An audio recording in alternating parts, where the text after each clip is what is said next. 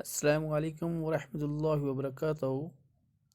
My dear students, as you know, we are working since last year through online mode of classes. Today, we are going to discuss about the last topic coal and petroleum, and the subtopic is coal. Dear students, as you know, you may have seen coal or heard about it. It is as hard as stone and is black in color. Coal is one of the fuels used to cook food. Earlier, it was used in railway engine to produce steam to run the engine. It is also used in the thermal power plants to produce electricity. Coal is also used as a fuel in various industries. Now I will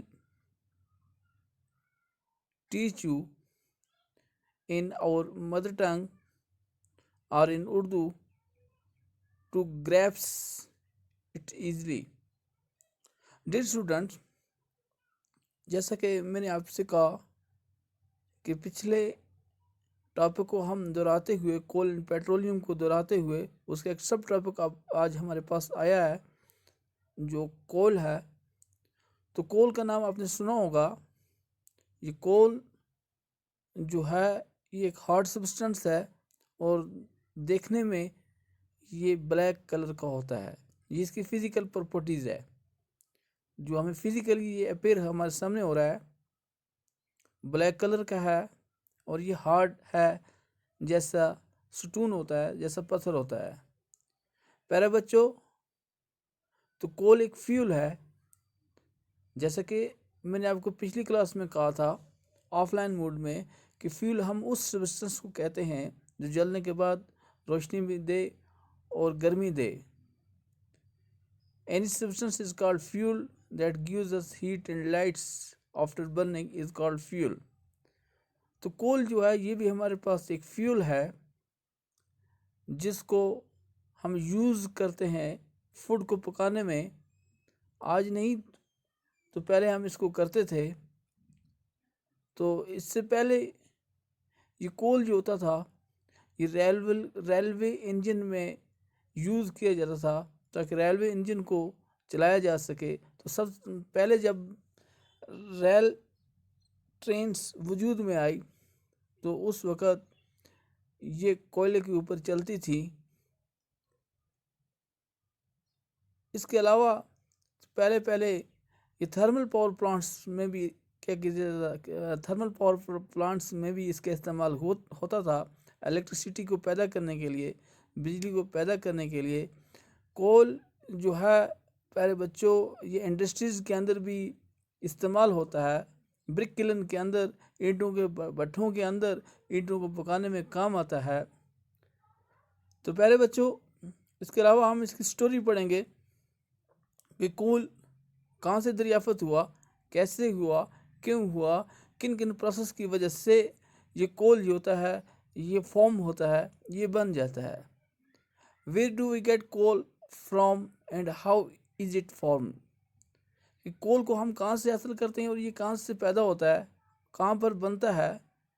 तो प्यारे बच्चों, about 300 million years ago the earth had dense forest in low lying wetland area।